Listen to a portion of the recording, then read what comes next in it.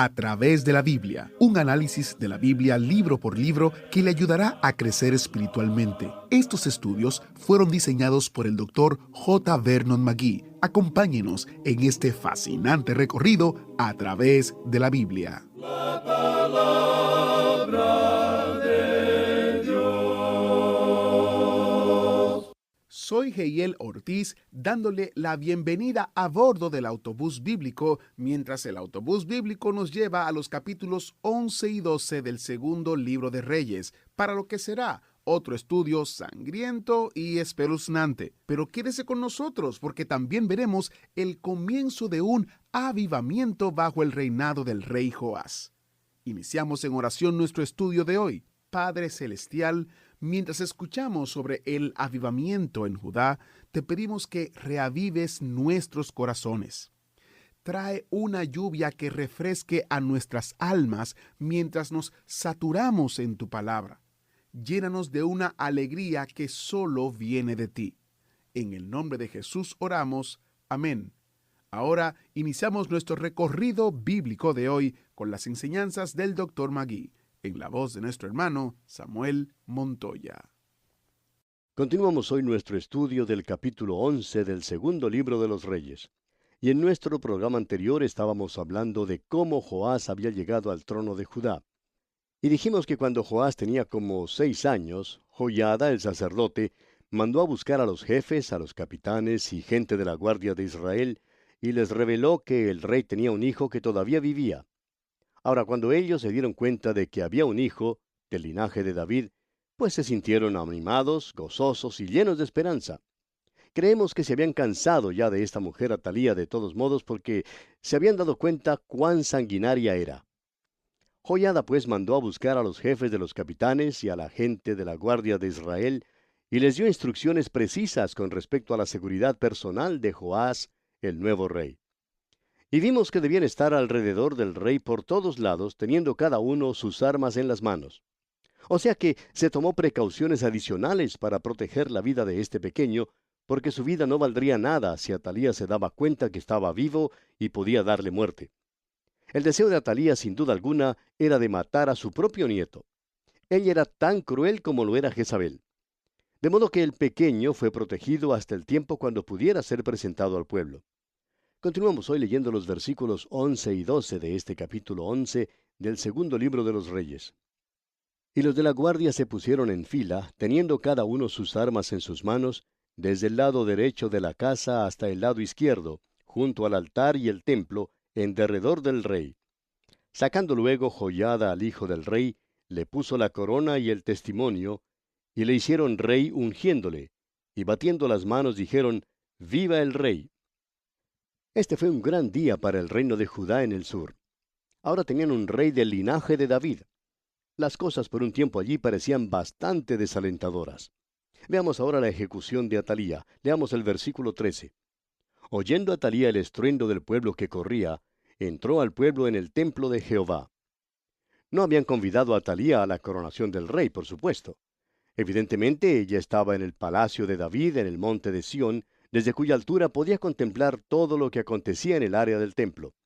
Cuando oyó los gritos y el estruendo del pueblo, fue al templo para ver qué era lo que estaba pasando. Y leemos en el versículo 14, «Y cuando miró, he aquí que el rey estaba junto a la columna, conforme a la costumbre, y los príncipes y los trompeteros junto al rey, y todo el pueblo del país se regocijaba y tocaban las trompetas. Entonces Atalía, rasgando sus vestidos, clamó a voz en cuello, «¡Traición, traición!». Este, claro, era el concepto de Atalía en cuanto a la traición. Y continuamos leyendo los versículos 15 y 16 de este capítulo 11, de este segundo libro de los Reyes. Mas el sacerdote Joiada mandó a los jefes de centenas que gobernaban el ejército, y les dijo, «Sacadla fuera del recinto del templo, y al que la siguiere, matadlo a espada». Porque el sacerdote dijo que no la matasen en el templo de Jehová. Le abrieron pues paso, y en el camino por donde entran los de a caballo a la casa del rey, allí la mataron.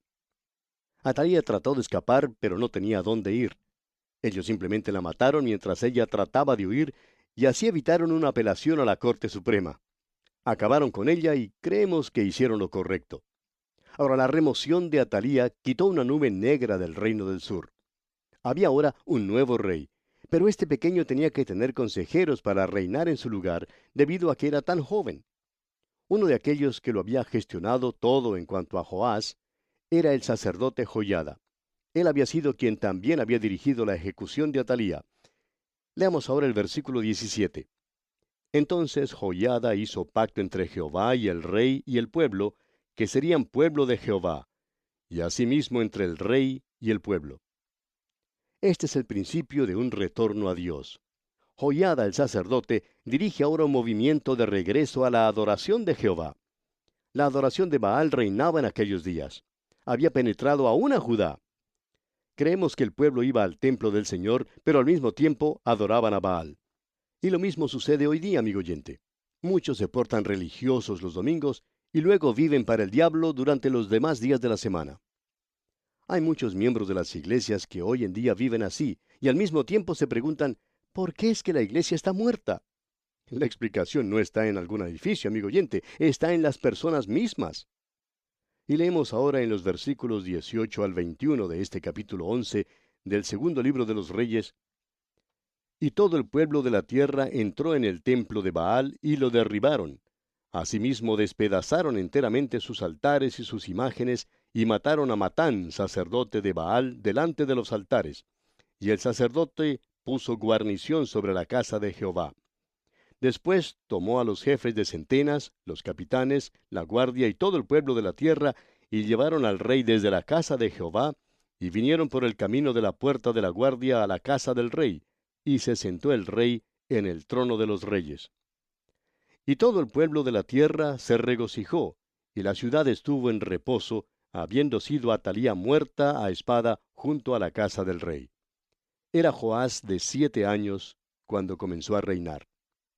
Este es el principio de un gran movimiento espiritual que resulta en un gran reavivamiento en el reino de Judá. Y así concluimos el capítulo 11 de este segundo libro de los Reyes, y pasamos ahora al capítulo 12. En este capítulo vemos que Joás reina por 40 años y hace lo recto ante los ojos de Jehová, restableció el culto divino y reparó el templo. Tenemos también en este capítulo que los sirios toman a Gat y Joás tiene que pagar a Hazael, rey de Siria, a fin de que se aleje de Jerusalén. Y finalmente, Joás es muerto por una conspiración de sus siervos, y le sucede en su trono a Amasías, su hijo. En el capítulo 12 tenemos el reinado de Joás, y veremos que es Joiada quien maneja su reino. Joiada el sacerdote fue el responsable del reavivamiento espiritual. Y quisiéramos aquí pasar lista a los reyes, amigo oyente.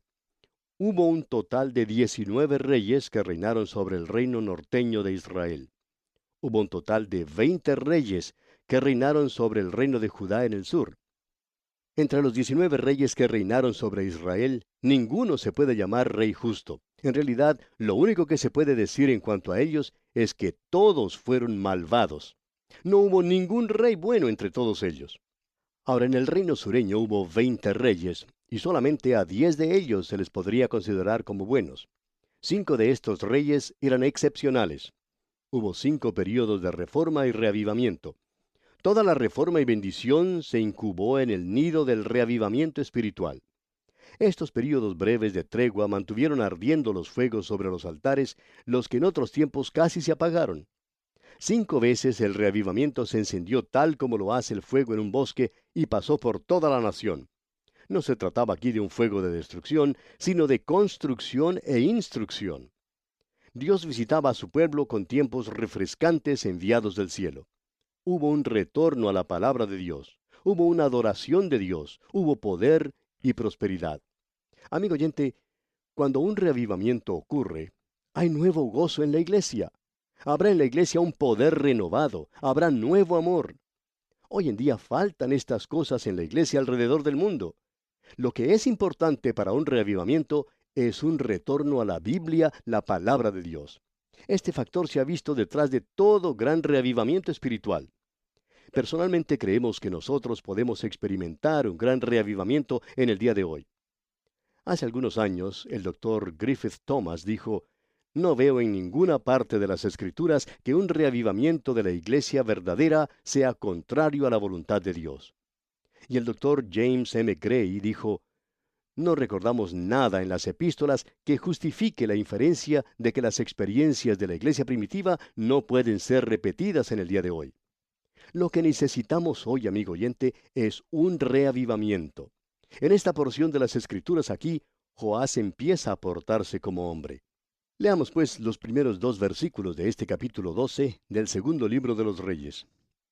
En el 7º año de Jehú comenzó a reinar Joás, y reinó 40 años en Jerusalén. El nombre de su madre fue Sibia de Beerseba. Y Joás hizo lo recto ante los ojos de Jehová todo el tiempo que le dirigió el sacerdote Joiada. Joás reinó hasta cuando tenía 47 años. Su madre era Sibia de Beerseba. ¿Recuerda usted cómo es que muchas veces los nombres de las madres se mencionan? Es porque ellas influyen mucho en sus hijos. Joás sin duda fue instruido por su madre en la palabra de Dios. Y amigo oyente, lo que necesitamos hoy en día no son los políticos que siempre salen con su sánalo todo, y quienes critican a todos los otros partidos y los demás políticos. Ellos creen que tienen las respuestas. Pero permítanos decirle, amigo oyente, que lo que necesitamos es hombres que sean instruidos en la palabra de Dios y que conozcan a Dios. Necesitamos un avivamiento que solo nos puede venir mediante la palabra de Dios. Bien, leamos ahora el versículo 3 de este capítulo 12 del segundo libro de los Reyes. Con todo eso, los lugares altos no se quitaron, porque el pueblo aún sacrificaba y quemaba incienso en los lugares altos. El reavivamiento no significó que todos se hubieran vuelto a Dios. Muchos todavía sacrificaban y quemaban incienso en los lugares altos. Aún entre los sacerdotes había quienes no habían sido reavivados realmente. Prosigamos ahora con los versículos 4 y 5 de este capítulo 12 del segundo libro de los Reyes. Y Joás dijo a los sacerdotes: todo el dinero consagrado que se suele traer a la casa de Jehová, el dinero del rescate de cada persona según está estipulado, y todo el dinero que cada uno de su propia voluntad trae a la casa de Jehová, recíbanlo los sacerdotes, cada uno de mano de sus familiares, y reparen los portillos del templo donde quiera que se hallen grietas. El templo necesitaba algunas reparaciones. Los sacerdotes habían estado tomando el dinero que debía ser usado para reparar las grietas del templo y se lo estaban guardando. Avancemos ahora con los versículos 6 al 8. Pero en el año 23 del rey Joás, aún no habían reparado los sacerdotes las grietas del templo. Llamó entonces el rey Joás al sumo sacerdote Joiada y a los sacerdotes y les dijo: ¿por qué no reparáis las grietas del templo? Ahora pues, no toméis más el dinero de vuestros familiares, sino dadlo para reparar las grietas del templo. Y los sacerdotes consintieron en no tomar más dinero del pueblo, ni tener el cargo de reparar las grietas del templo. Es lo mismo que sucede hoy en día, amigo oyente. Francamente creemos que se puede comprobar la fidelidad de los hermanos y de las iglesias según el uso o el abuso del dinero. Muchas personas en las iglesias dicen: vamos a elegir a fulano de tal para que sirva de tesorero o para que sirva en la junta directiva porque es un buen hombre de negocios. Pero permítanos decirle, amigo oyente, que es mejor darse cuenta primero si este candidato es o no un hombre espiritual. Eso es lo importante. ¿Qué hicieron pues aquí para remediar esta situación? Pues prepararon un arca para el depósito del dinero a fin de que los sacerdotes no lo tocaran. Leamos el versículo 9. Mas el sumo sacerdote Joiada tomó un arca e hizo en la tapa un agujero, y la puso junto al altar a la mano derecha, así que se entra en el templo de Jehová. Y los sacerdotes que guardaban la puerta ponían allí todo el dinero que se traía a la casa de Jehová. Creemos que esta arca fue una buena idea. La llamaron el arca de Joás. Muchas organizaciones la usan hoy para recoger dinero. Y nos preguntamos a veces si los hermanos que usan un cofre como este conocen su historia. Fue un arca puesta junto al altar para que los diáconos y los predicadores y otros falsos religiosos no pudieran tocar el dinero. Y creemos que este sistema fue siempre uno de los mejores. Así que ya sabe usted lo que es el cofre de Joás. Notemos también que el dinero siempre era contado ante testigos, quienes también tomaban parte en el control de su manejo. Leamos los versículos 10 al 16 de este capítulo 12 del segundo libro de los Reyes. Y cuando veían que había mucho dinero en el arca, venía el secretario del rey y el sumo sacerdote, y contaban el dinero que hallaban en el templo de Jehová, y lo guardaban. Y daban el dinero suficiente a los que hacían la obra y a los que tenían a su cargo la casa de Jehová. Y ellos lo gastaban en pagar a los carpinteros y maestros que reparaban la casa de Jehová, y a los albañiles y canteros, y en comprar la madera y piedra de cantería para reparar las grietas de la casa de Jehová, y en todo lo que se gastaba en la casa para repararla. Mas de aquel dinero que se traía a la casa de Jehová, no se hacían tazas de plata, ni despabiladeras, ni jofainas, ni trompetas, ni ningún otro utensilio de oro ni de plata se hacía para el templo de Jehová, porque lo daban a los que hacían la obra, y con él reparaban la casa de Jehová. Y no se tomaba cuenta a los hombres en cuyas manos el dinero era entregado, para que ellos lo diesen a los que hacían la obra, porque lo hacían ellos fielmente. El dinero por el pecado y el dinero por la culpa no se llevaba a la casa de Jehová, porque era de los sacerdotes. En los dos siguientes versículos vemos que los tesoros del templo son usados para sobornar a Hazael, rey de Siria. Ahora es verdad que hubo un gran movimiento espiritual en esa tierra, pero hubo también maldad y la nación empezó a caer en un estado de decadencia. Leamos los versículos 17 y 18 ahora. Entonces subió Hazael, rey de Siria, y peleó contra Gat, y la tomó. Y se propuso Hazael subir contra Jerusalén, por lo cual tomó Joás, rey de Judá, todas las ofrendas que habían dedicado Josafat y Joram y Ocosías sus padres, reyes de Judá, y las que él había dedicado, y todo el oro que se halló en los tesoros de la casa de Jehová y en la casa del rey, y lo envió a Hazael, rey de Siria, y él se retiró de Jerusalén. En otras palabras, Joás con dinero trató de comprar a Hazael, rey de Siria. Y este capítulo 12 del segundo libro de los Reyes concluye dándonos a conocer la muerte de Joás y el ascenso de Amasías al trono de Judá. Leamos los versículos 19 y 20 ahora. Los demás hechos de Joás y todo lo que hizo, ¿no está escrito en el libro de las crónicas de los reyes de Judá? Y se levantaron sus siervos, y conspiraron en conjuración, y mataron a Joás en la casa de Milo, cuando descendía él a Sila. Hablaremos más en cuanto al tema de reavivamiento cuando estudiemos los dos libros de Crónicas. Joás tenía solamente 47 años cuando murió.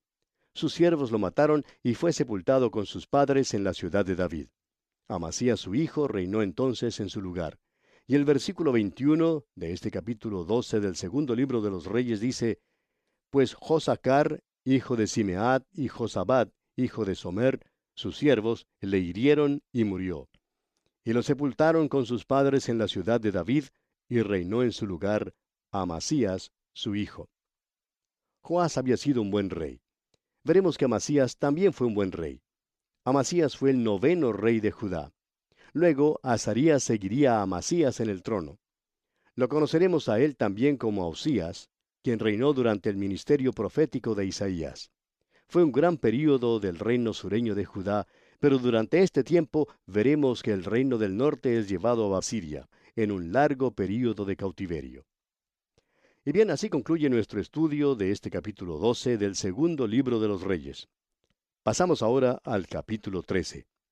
En este capítulo, Joacás, hijo de Jehú, reina sobre Israel por 17 años y sigue en los caminos pecaminosos de Jeroboam. En desesperación se vuelve al Señor cuando el rey de Siria lo oprime. Jehová los liberta, pero ellos vuelven a los pecados de Jeroboam. Tenemos luego la muerte de Joacás. Y Joás, hijo de Joacás, sucede a su padre en el trono. Nada de importancia se logra durante su reinado, excepto el hecho de que renueva la guerra contra Judá durante el reinado de Amasías allí. También en este capítulo, Eliseo enferma de una enfermedad fatal. Lo visita Joás, rey de Israel, y el profeta le promete la victoria sobre los sirios. Luego muere Eliseo. Los sirios oprimen a Israel, pero Dios es bondadoso y misericordioso. Amigo oyente, esta es una porción penosa de las Escrituras y sin embargo puede muy bien ministrar a nuestros corazones. Esta es una sección muy buena para los soberanos de las naciones. Estamos siguiendo a ambos reinos, Israel y Judá. En el norte, 10 tribus constituyen el reino norteño, y en el sur, las tribus de Judá y Benjamín constituyen el reino sureño. El linaje de David reina en el sur. Esta es la línea que seguirá hasta el Nuevo Testamento y conducirá al nacimiento del Señor Jesucristo. Ahora, el linaje de David casi fue eliminado por Atalía, hija de Acab y Jezabel, quien se había casado con descendientes de David, como lo vimos en el capítulo 11 de este segundo libro de los Reyes. Esta mujer Atalía trató de destruir a todos los herederos al trono, pero una hermana de Ocosías había escondido a un pequeño que era del linaje de David. Lo mantuvo escondido hasta que tuvo 7 años. Luego Joiada, el sumo sacerdote, lo presentó al pueblo. El joven rey comenzó a reinar bajo la protección de los capitanes y líderes de la nación, y reinó hasta cuando cumplió 47 años. Sus propios siervos conspiraron en su contra y le dieron muerte. Este fue un período sangriento. Sin embargo, durante el reino de Joás hubo un período de reavivamiento espiritual, como ya lo hemos visto. El hecho es que fue el primer reavivamiento que esta gente había conocido. Aconteció en el tiempo más improbable, y es por eso mismo que creemos que nosotros también podemos tener un reavivamiento en nuestros tiempos. Veremos más tarde que hubo 5 períodos de reavivamiento en Judá, y pondremos gran énfasis sobre este tema cuando lleguemos a estudiar los libros de Crónicas. Ahora, aquí en el capítulo 13 veremos que Joacás, hijo de Jehú, reinó sobre Israel por 17 años, y que siguió en los pecados de Jeroboam su padre. En realidad no hay nada de sensacional ni de interesante en cuanto a su reinado. Muchos creen que el pecado trae excitación a la vida. No hay nada que sea tan aburridor como el pecado después de un tiempo. Un hombre que empieza a beber y beber, por fin llega a ser un borracho. Y cuando llega a ser un borracho, se hace muy aburridor y su vida ya no tiene ningún fin. Lo mismo ocurre a cualquier individuo que se entrega al pecado. En cambio, amigo oyente, hay una verdadera excitación cuando Dios está obrando. ¿Cuánto necesitamos que Dios obre en el día de hoy? Leamos pues los primeros 2 versículos de este capítulo 13 del segundo libro de los Reyes. En el año 23 de Joás, hijo de Ocosías, rey de Judá, comenzó a reinar Joacás, hijo de Jehú, sobre Israel en Samaria, y reinó 17 años. E hizo lo malo ante los ojos de Jehová, y siguió en los pecados de Jeroboam, hijo de Nabat, el que hizo pecar a Israel, y no se apartó de ellos. Parece que Jeroboam es la norma de maldad para el reino norteño. Fue pecador, estableció la adoración del becerro, es decir, apartó a Israel de la adoración al verdadero Dios y los guió al pecado. Cuando Acab y Jezabel llegaron al trono, ellos hicieron mucha más maldad que eso. Implantaron la adoración activa de Baal, la cual en realidad fue una demonolatría. Y ahora Joacás es como su padre Jehú. Él no adora a Baal ni se entrega a los pecados de Acab y Jezabel, pero sigue en los pecados de Jeroboam, y eso es ya lo suficientemente malo. Y aquí, amigo oyente, vamos a detenernos por hoy porque nuestro tiempo ha concluido. Hasta entonces, y que Dios derrame sobre usted sus incontables bendiciones. ¿Fue de ayuda para usted el estudio de hoy? ¿Desea enviarnos algún comentario de lo que ha estado escuchando? Entonces escríbanos, no espere más. Nuestro correo electrónico es atv@transmundial.org. atv@transmundial.org. Si desea recibir las notas y bosquejos de lo que estamos estudiando, suscríbase gratis en nuestra página en internet a través de la Biblia.org/notas, a través de la Biblia.org/notas. Hemos llegado al final por el día de hoy. Díganos, ¿fue de ayuda para usted el estudio de hoy? ¿Desea enviarnos algún comentario acerca de lo que ha estado escuchando? Entonces escríbanos, no espere más. Si desea recibir las notas y bosquejos de lo que estamos estudiando, suscríbase gratis en nuestra página en internet a través de la Biblia.org/notas. A través de la Biblia.org/notas. Si desea escuchar nuevamente el programa o si se perdió alguno de ellos, visite a través de la Biblia.org. Repito, a través de la Biblia.org o escriba al correo electrónico atv@transmundial.org. atv@transmundial.org. A través de la Biblia.